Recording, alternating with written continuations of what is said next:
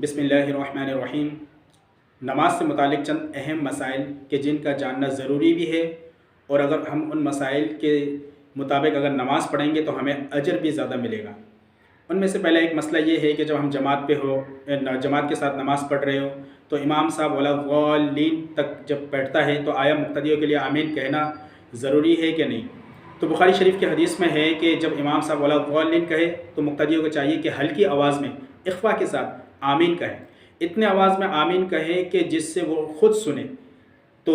اللہ کے رسول صلی اللہ علیہ وسلم کی بخاری اور مسلم کی حدیث ہے کہ فرشتے بھی آمین کہتے ہیں، جس کے آمین فرشتوں کی آمین کی موافقت ہو جائے تو اللہ تعالیٰ اس کی پچھلی گناہوں کو معاف فرما دیتے ہیں۔ تو اس لیے اخفا بالآمین کا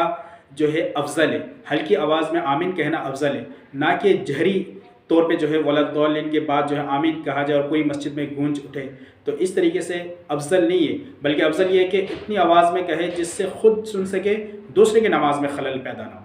ایک مسئلہ۔ دوسرا مسئلہ یہ ہے کہ بعض مرتبہ دیکھا گیا کہ امام صاحب سجدے کے حالت میں ہوتا ہے اور کچھ مقتدی بعد میں آتے ہیں تو آ کے وہ کھڑا رہتے ہیں، تو آیا ان کی اصل صورت کیا ہے؟ آیا وہ سجدے میں شامل ہو یا پھر وہ کھڑا ہی رہے کہ امام پھر قیام کی حالت پہ آ جائے؟ تو مسئلہ یہ ہے کہ جب امام سجدے میں جائے اور مقتدی امام کو سجدے میں پائے تو وہ بھی سجدے میں چلا جائے، نیت کر کے سجدے میں چلا جائے، کیونکہ اللہ کے رسول صلی اللہ علیہ وسلم کی حدیث ہے کہ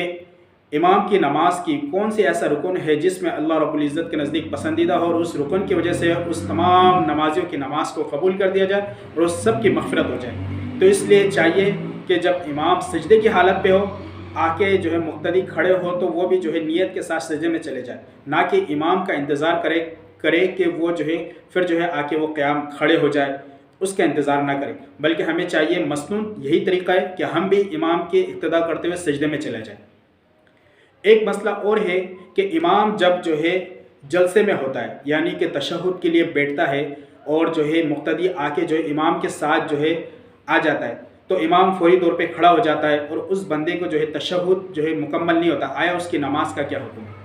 تو حدیث شریف میں آیا ہے کہ مقتدی کے لیے جب وہ امام کو جلسے میں ملے، تشہد پہ ملے، اور امام تشہد میں آ کے وہ شامل ہو گیا تو مقتدی کے لیے اب اس کی پوری تشہد کا پڑھنا واجب ہے۔ اگر امام کھڑا ہو گیا تو ساتھ ہی ساتھ کھڑا نہ ہو، بلکہ وہ اپنی تشہد کو مکمل کرے، مکمل کرنے کے بعد پھر جا کے امام کے ساتھ ان کی موافقت کرتے ہوئے پھر وہ کھڑے ہو جائے۔ تو ان مسائل کا چیدہ مسائل ہے، ان کا جاننا اہم ہے، ضروری ہے۔ اگر ہم اس کو جانیں گے اور اس کے مطابق نماز پڑھیں گے تو ہماری نماز کامل اور مکمل ہوگی، اور اگر نہیں پڑھیں گے تو ہماری نماز میں کمی کوتاہی خامیاں ہوگی۔ بسا اوقات چند مسائل ایسے ہوتے ہیں جس کا نہ جاننے کی وجہ سے ہماری نماز ہی ضائع ہو جاتی ہے۔ اس لیے اللہ رب العزت ہمیں صحیح معنوں پہ سمجھ کے